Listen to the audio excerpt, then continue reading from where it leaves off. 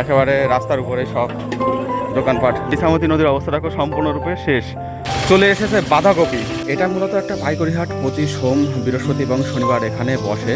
রাজমিস্ত্রির কাজ করার লোকজনগুলো ঠিক এভাবেই বিভিন্ন শেল্টারে বা দোকানের সামনে বসে আছে।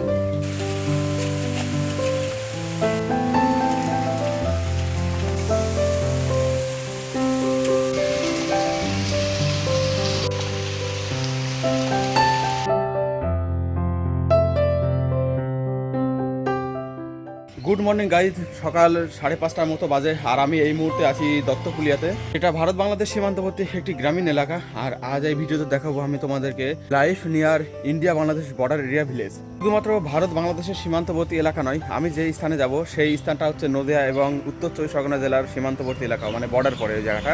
আর এই ছোট ট্রিপটা হবে আমার এই সাইকেল বুলেটে চেপে।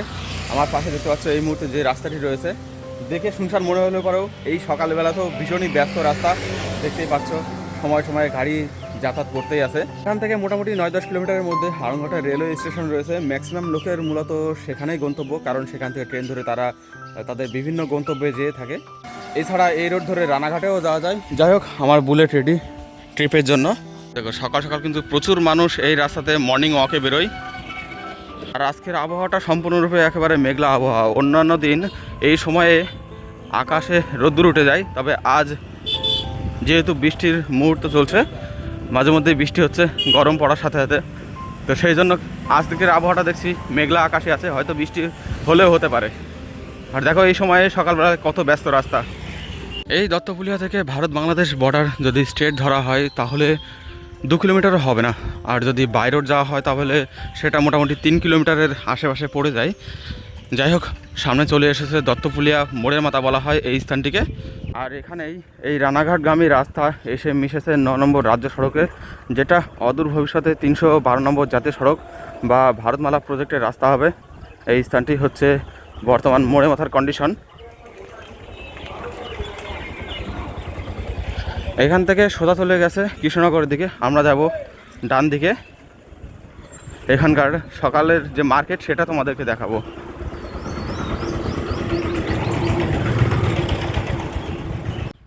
এই স্থান থেকেই মোটামুটি দত্তপুলিয়ার মার্কেট এলাকা, বাজার এলাকা সেটা শুরু হয়ে যায়। যদিও সকাল সকাল সব দোকানপাট খোলা হয়নি, কিছু কিছু দোকানপাট খোলা হয়েছে, আর বাদ বাকি দোকানপাট খোলার কাজকর্ম শুরু হয়েছে। আর 1 ঘন্টার মধ্যে আসলে, মানে 6:30টার মধ্যে এই সমস্ত দোকানপাট সব খুলে যায়। সকাল সকাল দেখতে পাচ্ছ রাস্তা একেবারে শুনশান রয়েছে অনেকটাই। আর এই যে মালপত্র নিয়ে যাচ্ছে, এখানে যে দত্তপুলিয়ার সবজি বাজার রয়েছে, সেই সবজি বাজারে যে সমস্ত দোকানদাররা রয়েছে তারা প্রধানত এই সমস্ত মালপত্র নিয়ে যাচ্ছে। এই যে সামনে বাসটি দেখছো আসছে, এই বাসটি কৃষ্ণনগর এবং রানাঘাটের মধ্যে যাতায়াত করে থাকে। এই হচ্ছে এখানকার কিছুটা রোড কন্ডিশন।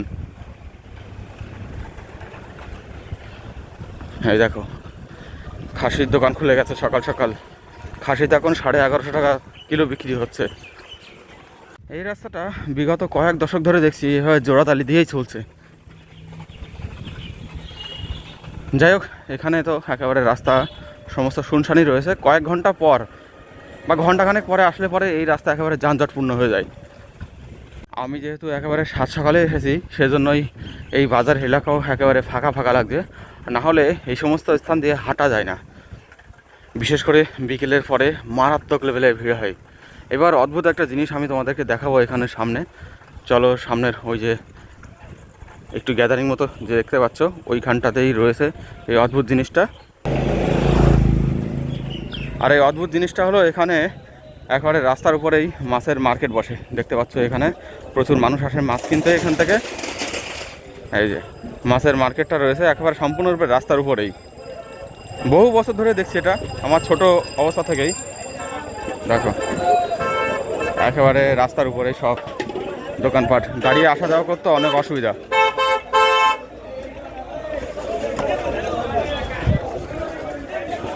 অদ্ভুত অদ্ভুত কিছু জিনিস আছে, সেগুলো দেখাবো তোমাদেরকে।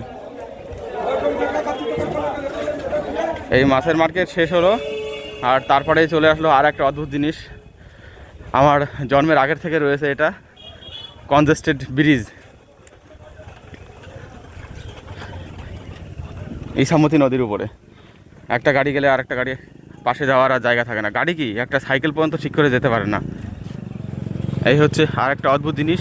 আর নিচে ইছামতি নদীর অবস্থা দেখো সম্পূর্ণরূপে শেষ। যাই হোক, এবার আরেকটু এগিয়ে গিয়ে এখানে আরেকটা জিনিস দেখাবো তোমাদেরকে, সেটা হলো সবজি মার্কেট। এখানে দেখো ছাগল কাটছে। হচ্ছে মূলত দত্তপুলিয়া সবজি মার্কেট, সারাটি সবজি বাজারও বলা হয় এটাকে। আর এখানে দেখো আর্জেন্টিনার পতাকা টাঙানো রয়েছে। এখন যে ওয়ার্ল্ড কাপ ফুটবল খেলা হচ্ছে, মেবি আর্জেন্টিনার সাপোর্টার এখানকার লোকজনরা। আর সকাল সকাল দেখো অনেকে মাছ কিনতে এখানে এসেছে, অনেকে পোলট্রি সাপ্লাই দিতে এসেছে এখানে। দোকানে যে সমস্ত দোকান আছে চিকেন সেন্টার, সেগুলোতে চায়ের দোকান খুলে গেছে, লটারি সেন্টার খুলে গেছে। দেখো সব চা খাচ্ছে এখানে, সকালবেলা ব্যস্ত অবস্থা। আর এই পাশেই রয়েছে গাছের চারা এবং সেই সাথে বিভিন্ন সবজি। বিশেষ করে এই মুখের দিকটায় কলার হাটটা রয়েছে। চলো ভিতরে একটু প্রবেশ করাই। বিভিন্ন টাইপের কলা এখানে আপনারা পেয়ে যাবেন, এখানে বিক্রি হচ্ছে সেগুলো। আর এখান থেকে একটু ভিতরের দিকে প্রবেশ করলে পরেই বিভিন্ন সবজি।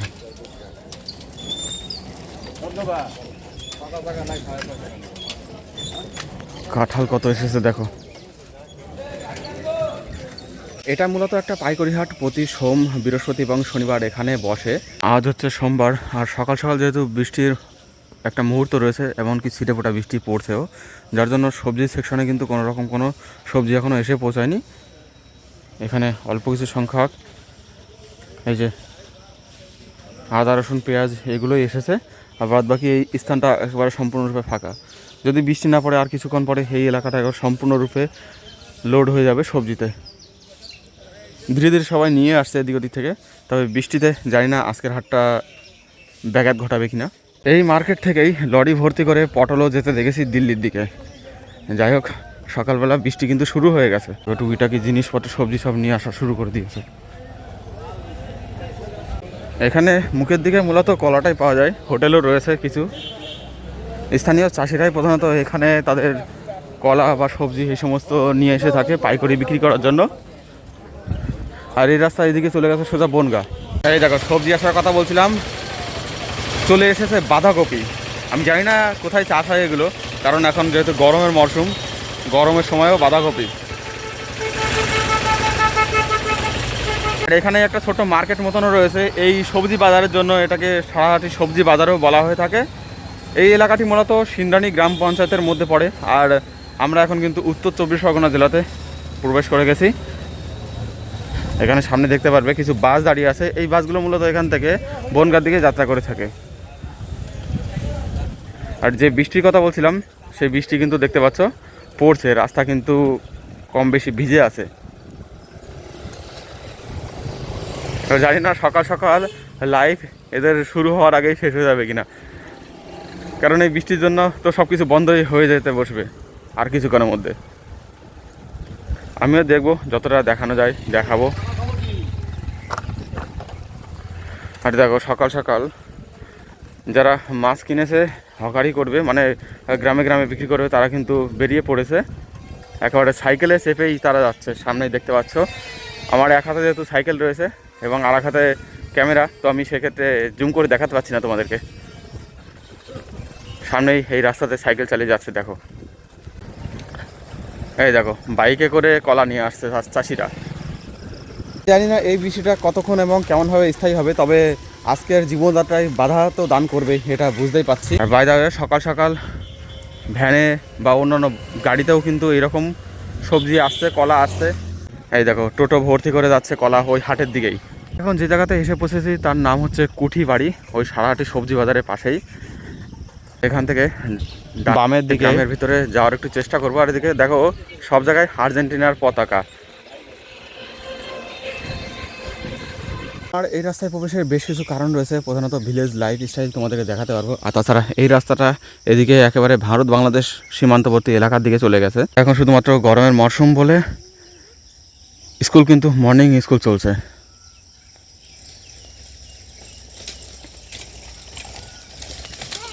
ছোট ছোট বাচ্চারা সেদিকেই এখন চলেছে। আর এই টাইপের ভ্যান কিন্তু এই জায়গাটাতে একেবারে ভরা, প্রচুর পরিমাণে রয়েছে। যদিও টোটাল পশ্চিমবাংলাতেই সম্ভবত এই টাইপের ভ্যান অ্যাভেলেবেল রয়েছে প্রচুর পরিমাণে। আর আমার পিছে এবং আগে এই সমস্ত জায়গাতে দেখতে পারবে জ্বালানি জড়ো করা রয়েছে। স্থানীয়রা এই সমস্ত জ্বালানি বাঁশঝাড় বা অন্যান্য বিভিন্ন স্থান থেকে জড়ো করে নিয়ে এসেছে রান্নার কাজে ব্যবহার করার জন্য। আর বৃষ্টি দিয়ে কিন্তু জোরে জোরে শুরু হয়ে গেছে, জানি না সামনে কতটা এগোতে পারবো।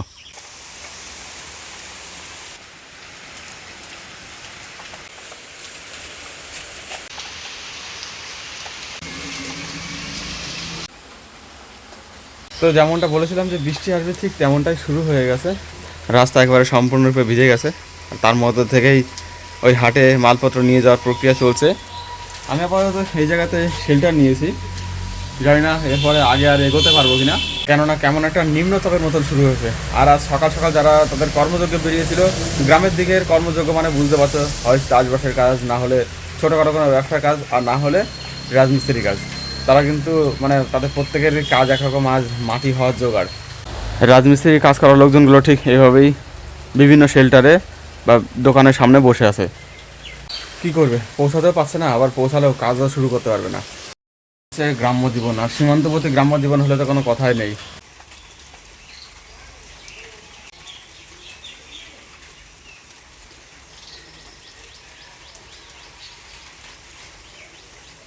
তো ধীরে ধীরে বৃষ্টি এখনও পড়ছে, তবে আমি বেরিয়ে পড়লাম।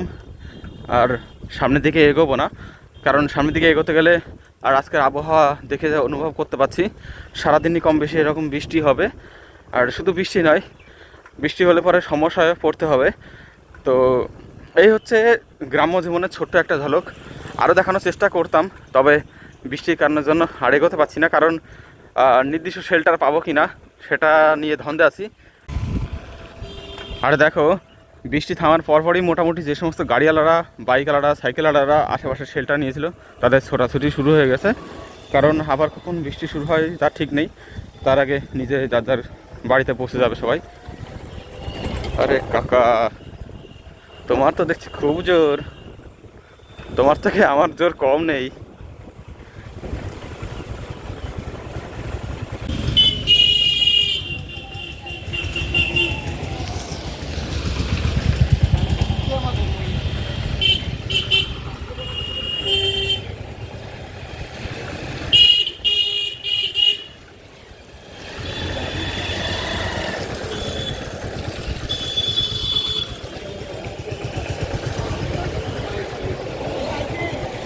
এই দেখো, বৃষ্টির মধ্যেও হাট জমজমাট হয়ে গেছে সকাল সকাল। এটাই এদের রুজি রুটি, এটা তো করতেই হবে। এইভাবেই কষ্টে সৃষ্টে জীবন চলে গ্রামের দিকে।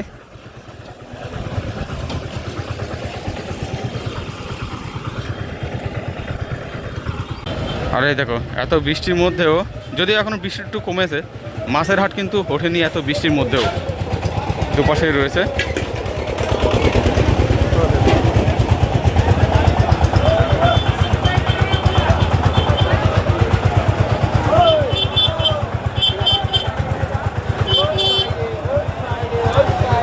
কি বলবো এদেরকে, ও বাবা, এ তো দাঁড়িয়েই পড়লো।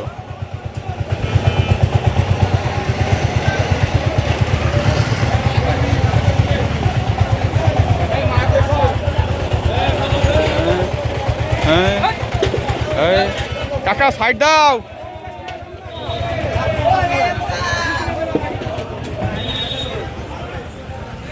এই দেখো, সবাই এখান থেকে মাছ কিনছে। এই মাছ কিনে এখন গ্রামে গ্রামে হকারি করতে বেরিয়ে পড়বে।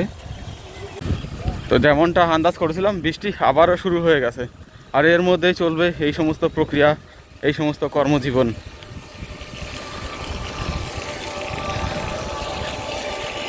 এখানে টোটোর প্রচুর প্রচুর টোটো, মানে হাজারের উপর টোটো আছে।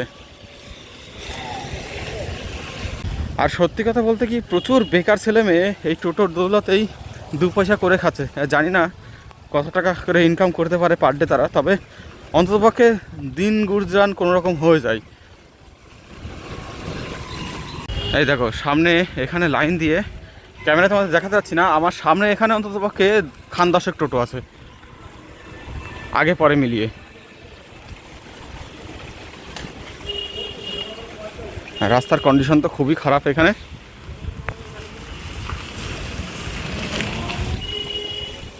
এই দেখো রাস্তার অবস্থা।